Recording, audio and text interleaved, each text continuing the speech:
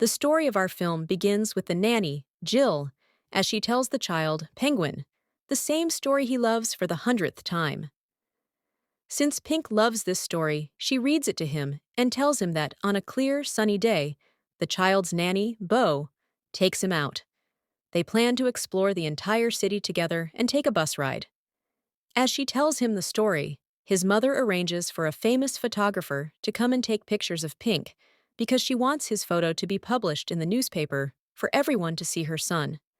Unfortunately, a gang kidnaps the photographer, impersonating him and his assistants.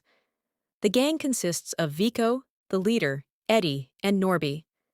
They head to the child's house. Jill and Pink's mother start preparing the child for the photo session. The gang arrives at the child's house, introducing themselves as the photographers. They ask to be left alone with the child for a while so that he can focus entirely on the camera, claiming they need to study his features to know the best way to photograph him.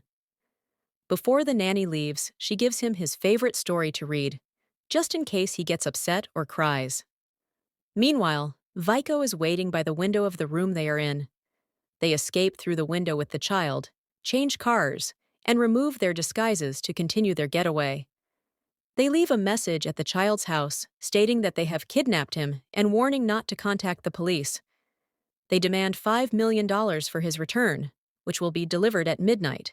The gang hides in a tower for an hour, with Vico trying to take care of the child by changing his diaper and clothes. He struggles to dress the child while preparing some milk. Instead of testing the milk on his hand to check its temperature, he tries it on Norby's bald head and gets burned because the milk is too hot. The child watches them as they hit each other to make him laugh. Then they try to put the child to sleep.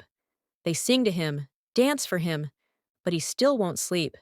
Instead of the child sleeping, it's actually them who end up dozing off. The child keeps playing with the pages of his favorite story and looks at the picture of the dove in the story. He notices a real dove on the staircase of the building, with the window open, and decides to go towards it. He climbs up to the roof and peeks over the edge, accidentally drooling onto Eddie's back. Eddie gets annoyed, thinking it was Vico, who is sitting next to him. Vico tells him he didn't do anything, and they both look up to realize that it was actually the child who did that. They rush to find Norby and discover he's asleep.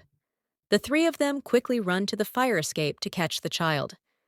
Meanwhile, the child continues walking on the roof, jumping from one building to another on a wide beam. As soon as he reaches the end of the beam, it lifts and smacks Eddie in the face, causing the child to fall onto the roof of the adjacent building. They decide to jump from the roof to catch him. Eddie feels dizzy while the three of them prepare to jump, but he doesn't jump with them. As a result, he falls off the building and lands in a trash can. The child continues to walk through the apartment, and the apartment owner opens the door without noticing that the child is there. He steps out and enters an elevator with its door open. He descends to the street and walks behind the gang, who are trying to check on Eddie, who is in the trash can. They don't notice him, and he spots a blue bus resembling the one in his favorite story. He hops into the bus among the crowd and sees Eddie getting on the bus. They try to chase him in a car, but the child slips into the bag of a heavyset woman getting off the bus. Norby reaches the bus and asks the driver about a small child who boarded alone. The driver slams the bus door in his face and informs him to check if there are any reports of a missing child. Vico continues to search for the child until they spot him with the woman who just got off the bus.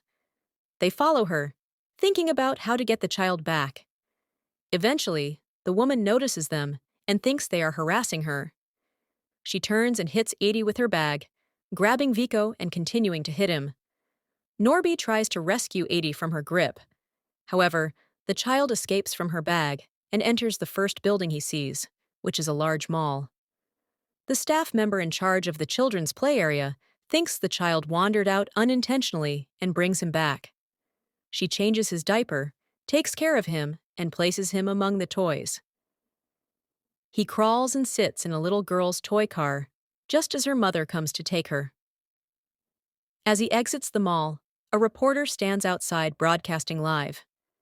The child walks by and pulls the cable of the reporter's microphone, appearing on the television screen for a few seconds. The gang sees the child on the screen and rushes toward the mall to find him. The child spots a taxi resembling the one in his story and finds its door open, so he climbs in and hides behind several bags piled beside him. Edie is seen in the taxi, and Bing's mother receives a call that someone saw her child in a location. The police head to the reported area, arriving at the apartment where the child was spotted. His mother enters to search for him, but finds a child resembling her son. The mother of the other child tells her that she hopes she finds her own child. The taxi with the child stops, and its door opens for the passengers to take the bags next to it, leaving the door open. The child gets out of the taxi and sees a zoo that looks like the one in his story, so he heads toward it. The gang finds the taxi the child was in and searches for him inside. They see him crossing the highway and try to follow him as he enters the zoo. Inside, they search for the child and notice his crawling marks on the ground leading to the monkey house. They find that the child has entered the gorilla cage, where the gorilla treats him like her own and doesn't harm him. The gang tries to think of a way to take him from her. Ed points to Vico, saying he is the tallest among them. Before Ed asks him to get the child, Vico tries to reach in and pull the child by his shoelace from the gorilla's grip. However, the gorilla rises from her spot and comes down with all her strength on Vico's hand, causing him pain. Now it's Norby's turn to try and retrieve the child from the gorilla. He uses a stick and attempts to lift the child by his clothes. The gorilla jumps at him, throwing Norby away, and he lands on the ground. Ed waits for the gorilla to sleep, then pulls the child from beside her, but the gorilla wakes up and grabs his hand, lifting him up and throwing him. Vico and Norby rush to him to check on him. After that, the child crawls out of the cage from the other side and continues crawling to the garden next to the zoo. His parents are upset about his disappearance, and his mother says all she wanted was for her son's picture to appear in the newspapers. Indeed, his picture has appeared, but in the missing persons section. We go back to Ed, who wakes up from what happened to him. They continue searching for the child until they see him crawling in the garden. They stop the car on the main road and grab the child. A police car comes and parks behind the gang's car because they parked in a prohibited area. They approach the child and hide him on their lap, placing a jacket over him, as the child's picture is spread across the newspapers, making it unsafe for anyone to see him. The officer continues to question them about why they parked the car in the street. They explain that the battery died and that they will try to start it. While the child is on Eddie's lap, he pulls out a lighter from the jacket pocket and starts playing with it, to the point where he accidentally sets Eddie's lap on fire. Eddie tries to endure the pain as the police leave, but he eventually screams out in agony. Vico and Norby attempt to extinguish the fire, with Vico putting it out by hitting it. The child then crawls past a construction site, watching the workers. He spots one of them eating a donut and places the leftover piece on a wide beam. The child climbs onto the beam to eat it, but the beam rises to a high place. Vico calls the rest of the gang, informing them that he has found the child.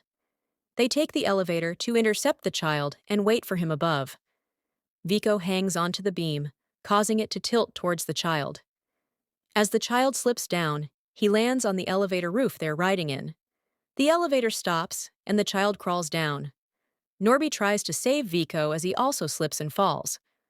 Norby lands on stacked wood on the lower floors and continues to fall onto a metal beam, eventually landing in a concrete basin. Vico jumps onto the elevator roof to reach the child first, but he lands on his back against a car tire, sliding towards the edge of the building. Vico falls from the building onto a dumpster. Only Eddie is left to search for the child.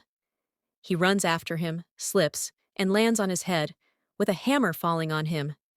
Eddie reaches the edge of the building, crawls, and slides down a piece of equipment into the street, leaving Eddie above hanging in the air. He calls out for his friends, hoping they can rescue him. Meanwhile, the police inform the child's parents about the new developments in the investigation. The officer mentions several reports related to the child, including one from a driver who saw a man asking about a child who boarded a bus alone, and another report about a missing child from the mall's play area. The third report was from the zoo, and the latest report was from a building under construction. The nanny realizes that the child is trying to visit all the places mentioned in his story, and she tells them that she knows the place he will go to next. They head towards the old soldier's house, where the child has indeed arrived.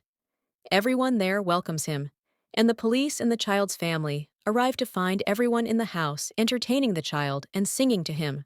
His mother arrives and takes him in her arms, and as they head back home, the child keeps looking at the clock beneath the gang's apartment, repeating Bobo, which is the name of his story. His mother guesses that his story is connected to that clock and asks the police to head towards it. The gang is gathered in the apartment beneath it, unable to move from what they saw. The police arrive, manage to locate the gang, and order them to surrender and throw out the child's story. The child retrieves the story and returns home with his family and nanny, and the tale comes to an end. If you liked the summary, I hope you support me by subscribing to the channel and giving a like. Bye!